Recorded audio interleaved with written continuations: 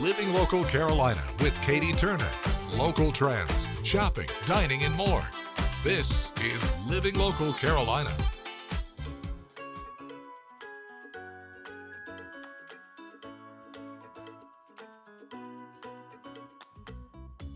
Good morning, everyone. Thanks for joining us today on this special thrift edition of Living Local Carolina.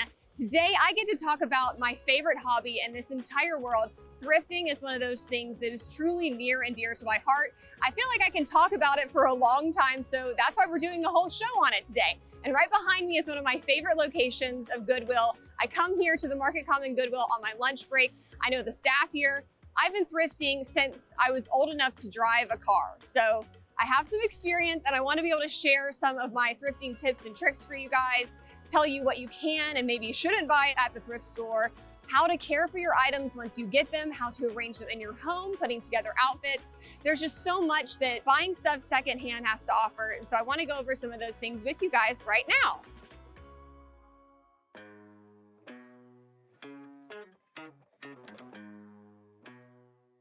All right, so let's talk about some of the reasons why I love thrifting so much.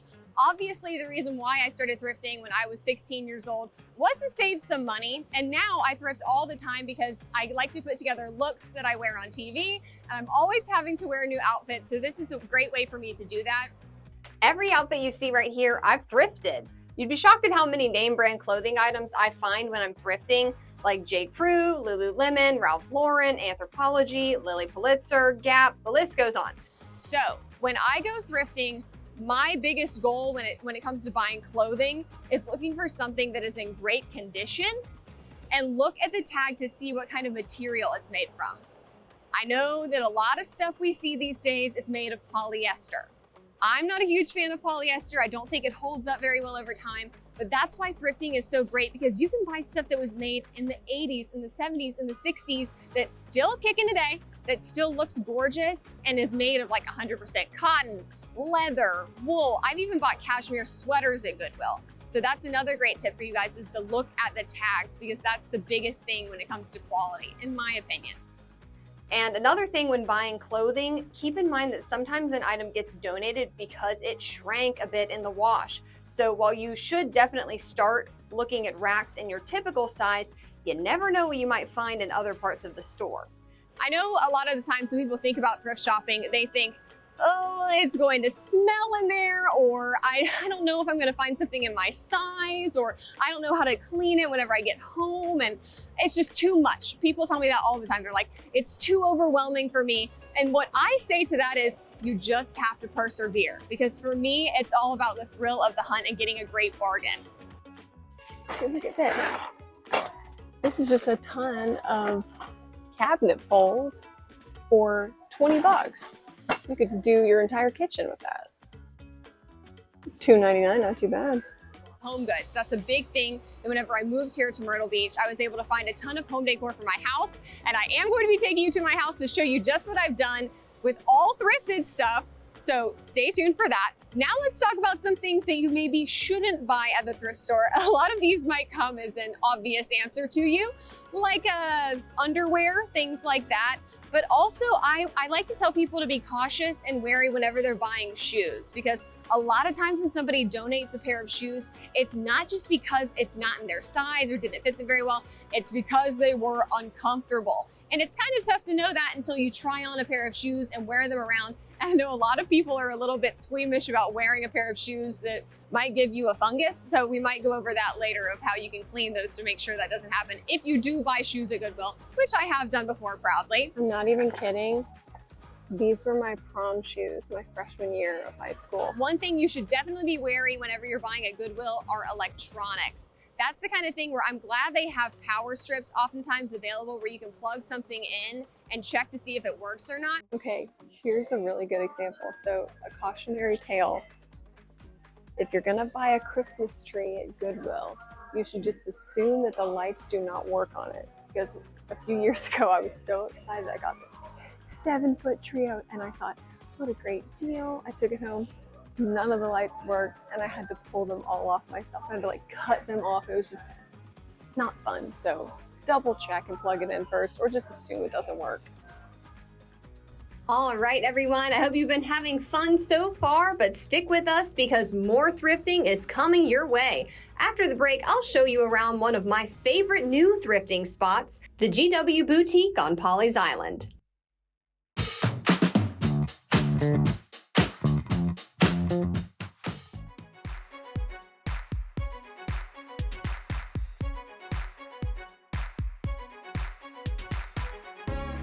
I don't even feel like I'm at work today because I am at the GW Boutique and I'm joined by Deborah from Goodwill. Thank you so much for having me. Oh my gosh, thank you for coming here to visit with us today, Katie. Everybody that's watching this knows that this is like the best day of my life. So why don't we tell people who have never been to the GW Boutique before, you gotta come by, but if they haven't been, what is this all about? Yeah, this is kind of a special experience store. So I'm guessing most people watching this have been to a Goodwill before, but a Goodwill Boutique is a little bit different. So this particular store in Pawleys Island is our only boutique. And of all the stores that we have 30 plus stores, but this is our only boutique. And it opened about 6 years ago. And you can think of this as like the store of special collections, if you want. So this is a higher end experience. It looks a little different. And we have everything from Lily Pulitzer to Kate Spade to high-end furniture. So lots to choose from here. And it's always changing, that's what's great about Goodwill is that you can always walk in and you'll see something new. Always. It's constantly getting refreshed. Always changing, probably especially in this neck of the woods where there's so many folks who come in and out of vacation homes, second homes, so always fresh merchandise in here. And we have to talk about the prices too, because obviously you're getting such a great deal on these items, and that's very important to me. Fantastic prices, and I think Kayla, our assistant manager, was just showing us like a pair of brand new Chanel shoes, tags still on the box. I was over in the men's section earlier looking at plenty of new items with tags still on that look like they came straight out of the store and probably did, so yeah. I don't ask questions on why people donate some of this nice stuff, but you can always benefit from it, so that's a great thing. 100%. You benefit and the environment benefits too. That because I will give a plug to sustainability, and when you buy in a Goodwill store, you are helping keep items out of landfills. And so in last year alone, we kept 35 million pounds of items out of landfills. That's huge. Yeah. And we have to talk more about your community impact. I mean, Goodwill does a lot of good, for lack of a better word there. Absolutely. So, everybody knows what Goodwill is. They're familiar with that iconographic logo and the signs, and that it's a thrift store, but we are so much more than a store. And in fact, the stores actually are the model that we fund programs and initiatives local to our communities, and that's a really important thing for folks to understand. Palmetto Goodwill is a local nonprofit, and more than 90 cents of every dollar that comes to us through the stores and through the donations that people give us, whether that's merchandise that they take to our drive-thrus that we can then sell, more than 90 cents of every dollar goes into those programs that we provide in the community. So some of those are right here in Horry County. We have a thriving ICANN program, and that's a career reentry program for folks who have had a justice-involved background or maybe been incarcerated. It's hard to get a second chance sometimes, and this program provides paid training, job skills training, and connects those folks to sustainable employment so they really get a second chance. That is so awesome. You guys have locations all around the area, all up into even closer to North Carolina, but you just opened a place in Darlington, right? We did. So we're here in this Grand Strand region, but we also reach into the PD region, and we just recently in the last week or so opened a new store in Darlington. It was fabulous. The community really came out and rallied around us. We have 30 plus wonderful new team members there. So bringing jobs. So always hiring and always have pathways for people to progress through those jobs when they come and join us as a team member. And people can learn more information about all the different programs that you guys have, and if they're interested in them, they can learn more at goodwill.com. We're at palmettogoodwill.org. Nice. And go there and check out our career opportunity centers, whether your resume needs a refresh or whether you're looking for job skills training, whether you want to get a free Google Coursera certificate in digital marketing. These are all things that we provide, and we want to shine a light on that and let everybody know that we are more than a store. Goodwill is definitely more than a store to me. It's a lifestyle. So up next, I'm going to take you home with me for a tour and tips you don't want to miss.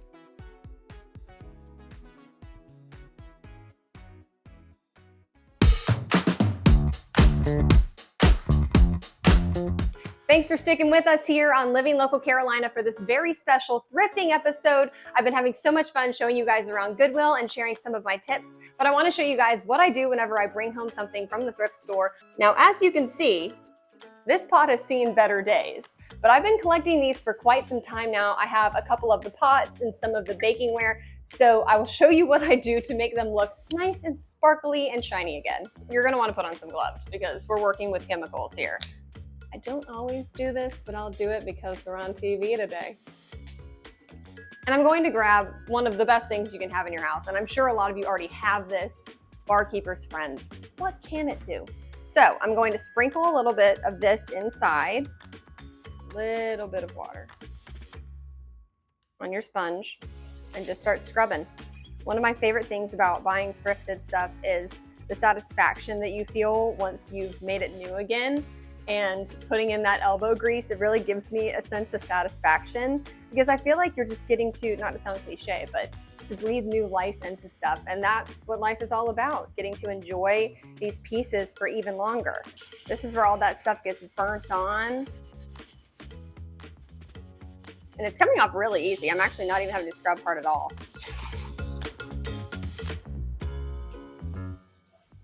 Absolutely beautiful. It took me like 5 minutes. So next I'm going to show you how I shine up different metals that I get as well. Who doesn't love copper? Although I will say it's not the easiest thing to take care of, I have learned, but I do still love it. So I'm going to show you guys what I do whenever I get a new copper piece. Sometimes I will use Barkeeper's Friend, but I have a product that I actually think works a lot better. I'm going to show you just how quickly Tarnex works to get the nasty, nasty tarnish off. I just put a little bit on a paper towel. Try not to spill it all over the kitchen. It stinks too, so fair warning, watch. Look at that.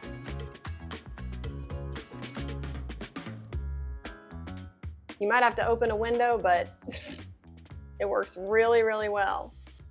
And then you'll rinse it off. Voila, easy peasy. Tarnex also works on many other metals like sterling silver, gold, platinum, and brass. Fun fact, if you don't have Tarnex, you can also use ketchup to polish copper. It's not going to work as well as if you were to scrub it with Barkeeper's Friend or the Tarnex, but this will still do a pretty good job shining it up.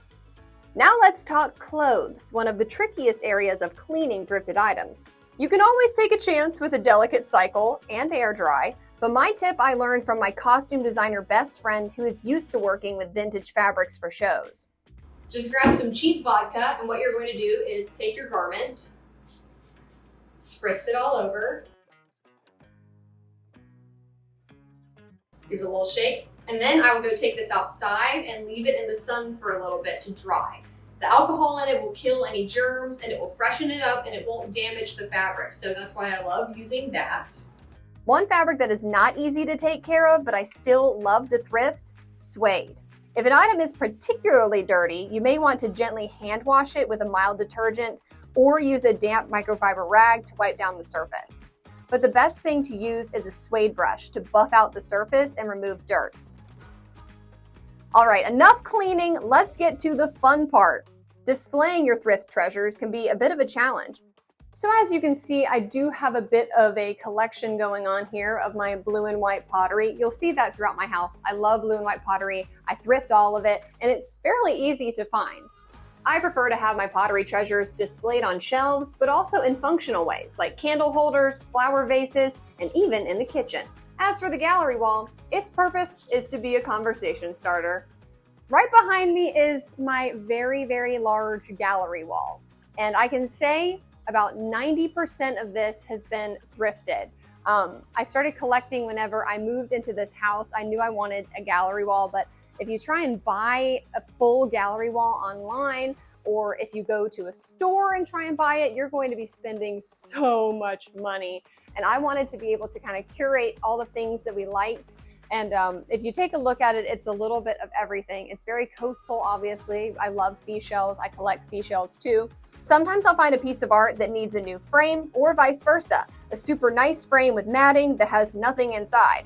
It's taken me a while to build the gallery wall, but the fun part is always changing it around with new finds.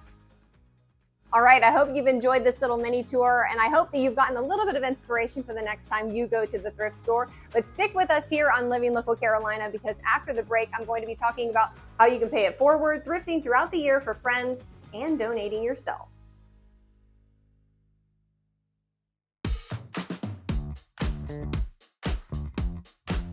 Well, thanks for sticking with us here on this special edition of Living Local Carolina, where we've been talking all about thrifting. I've taken you to my home, I've taken you to Goodwill, and now I want to talk a little bit more about why I love thrifting so much and why I think you should incorporate it into your life.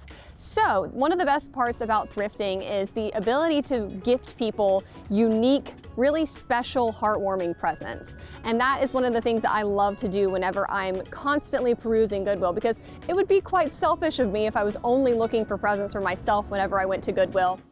Wouldn't this be the sweetest little gift to get somebody who just got married? $3.99, put a wedding photo in it? That's so cute, right? The other great thing about gifting with thrifted items is you're finding something unique that you wouldn't just find at the store, and it's probably something that whoever you're buying it for doesn't already have, which is wonderful. Let's talk about some thrift gift ideas. You may have a glorious moment where you come across the perfect find that makes you think immediately of a loved one. An example of mine are these mini vintage birdhouses I found, and I picked one up for my sister, whose nickname is Bird. But if nothing jumps out at you right away, here's a rapid-fire list of my favorite presents to buy secondhand. Books, so inexpensive and such a wide collection. In the same category, you'll find tons of cookbooks to gift a foodie in your life. Frames and artwork, baskets and trinket dishes, vintage glassware or pottery like I mentioned before, and records, CDs, and DVDs. These are just a few examples. Goodwill updates their inventory daily, so my advice is to go early and go often if you want to find the best stuff. One thing that I learned from my mom is she always has a gift closet. Now, I have not upgraded to having a gift closet of my own. I just have a little area in my garage that I keep a lot of my thrifted stuff that I'm not currently using. But it's great to have a little closet where you can put away things that you find at the thrift store that make you think of other people, so you can gift them throughout the year for their birthdays, for Christmas, all that good stuff. Now, if you've been watching this show the whole time thinking, I do not want to go thrift shopping in person, I do have another option that I haven't mentioned yet. Goodwill actually has a website, shopgoodwill.com, and a page on eBay where you can score some awesome deals. On shopgoodwill.com, there's different categories for everything you can think of, and the finds are definitely the cream of the crop. I actually got a ton of vintage Vera Bradley bags from Goodwill's eBay page that took care of a lot of Christmas presents I gave out last year.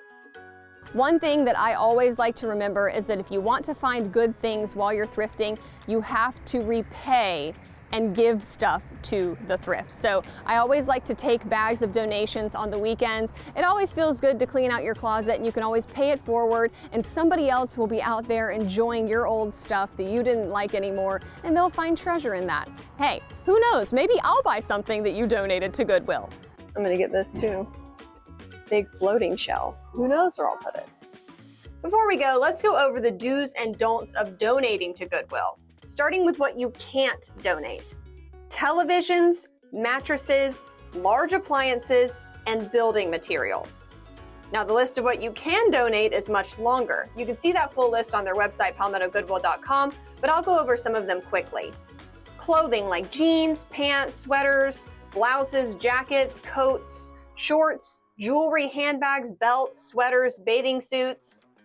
electronics like DVD players, VCRs, stereos, speakers, computers, gaming systems, cables, printers, cell phones, chargers, kitchenware like dishes, glassware, kitchen utensils, pots, pans, small appliances like toasters, blenders, and then home goods like lamps and furniture, rugs, towels, bedding, and toys like outdoor games, basketball hoops, kayaks, bicycles, ping pong tables, and golf clubs.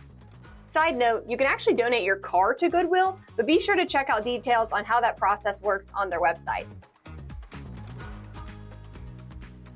If you want to share some of your thrifted items with me, I would love to see them. We're going to keep this series going, so be sure to send us an email. You can see it right here below. Share a thrifted item with us, or if you have a special thrift shop or a location that you love to go to, share it with me and I'll go check it out. We're going to be doing tours of different thrift shops around the area, so stay tuned for that in the future. But until next time, you can find out more about Living Local Carolina on wbtw.com/living-local.